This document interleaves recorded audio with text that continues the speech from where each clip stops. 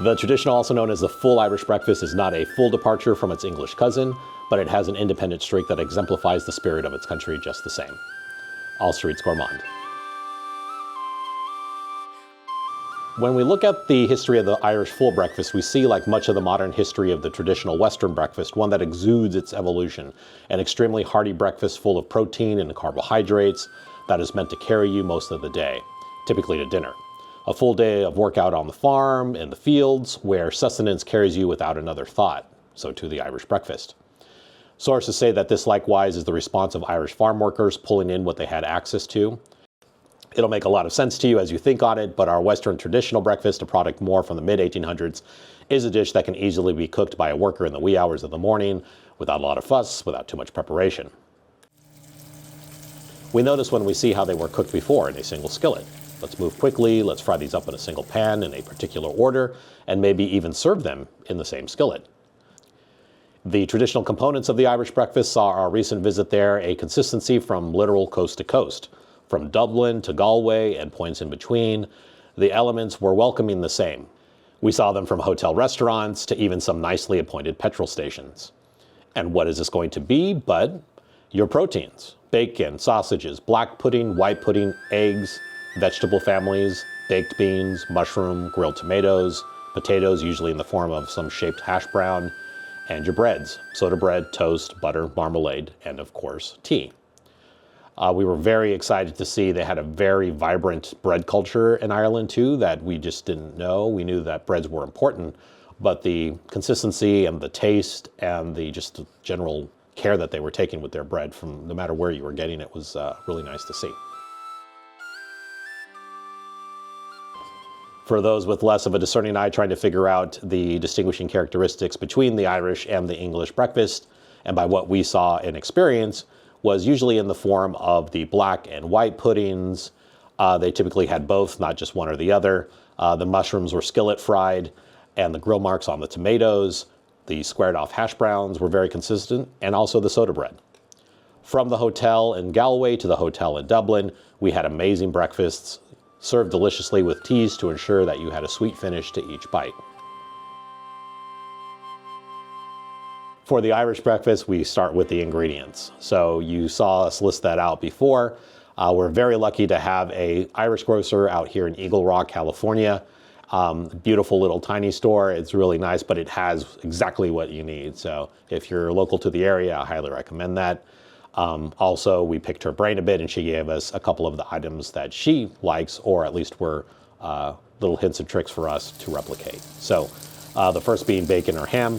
We used an English ham that she actually recommended, so we picked that one up. For our sausage, we actually went to our local grocery store because we know that if you look closely, you actually can find what I consider more of that kind of Western European sausage. It's a little bit lighter color, not as dark as the Germanic or the American sausages that we typically consider traditional. Black and white pudding, that's going to be a bit hard to find. Irish grocer had it. We were lucky to do that. Now you can find them online, but you're going to expect to pay a little bit of a premium for them. But I think if you really want to replicate that, just go the extra mile. Hash browns, we went with the tried and true because it was pretty much traditional there as well. So we went for more of a shaped hash brown that you can get in the store. I've tried to do hash browns a few different ways, a few different times, and I just can't lock that thing down. So getting the shaped ones is about as idiot-proof as possible. Eggs, we used an egg maker and cooked them next because in the sequence they were likewise easy to maintain the temperature around them. And we found that it could take a little bit of time depending on what egg maker you're using. I'd rather get that out of the way, and that way you can plate very quickly from there.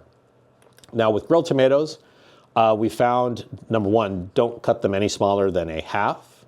We made a big mistake trying to go for slices, and don't do that. Just don't. What we found was to get the grill marks on the tomato itself, you can layer them with a drip pan underneath it, either in the toaster oven or in a regular oven. Soda bread, we talked about making it the night before, but we were able to find a really nice mix from the Irish grocer where it just required a little bit of oil and a little bit of water. Came out great, especially the next day. Tea, we went with our grocer, the traditional Irish brand, and so we picked that one up. The potatoes Although we make them fresh today, we're not always so. Bubble and squeak, or even the notion of hashed browns themselves, originated by taking the potatoes from the last day and reinvigorating them in the frying pan. Leftover bread is common, though again, we make them relatively fresh today.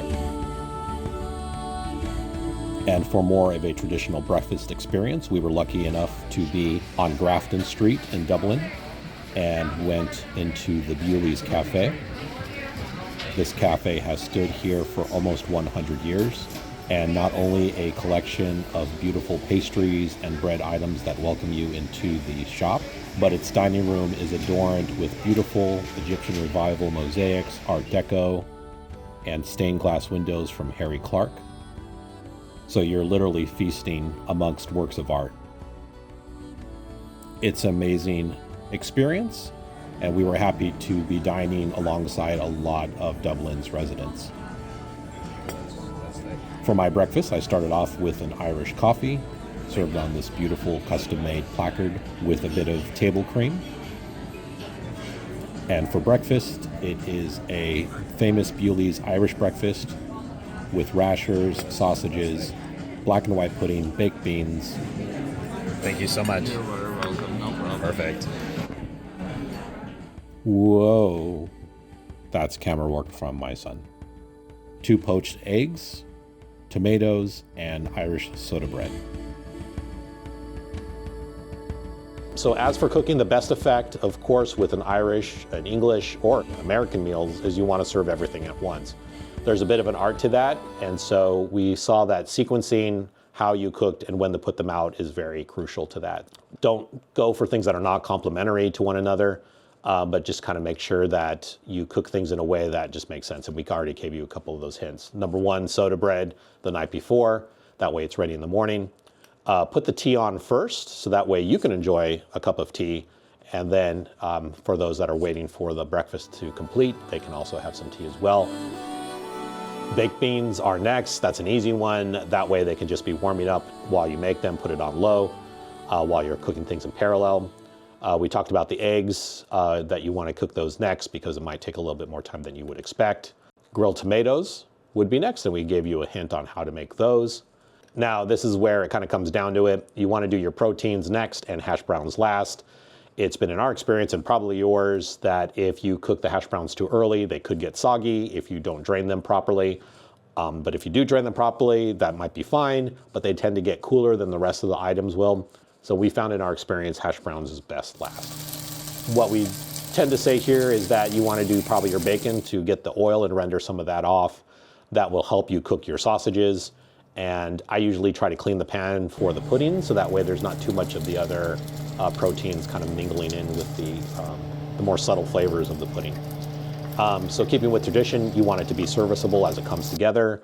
You don't want things coming out at different times. This is what it's meant to be, a full breakfast, single plate, single skillet, and your company will appreciate that it comes out warm and full.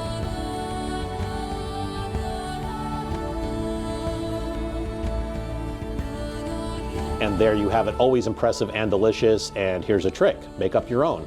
Pull in last night's leftovers and see if you can make your own version. And please tell us all about it. Watch more of our Ireland series as we thoroughly enjoy the magic of the Emerald Isles.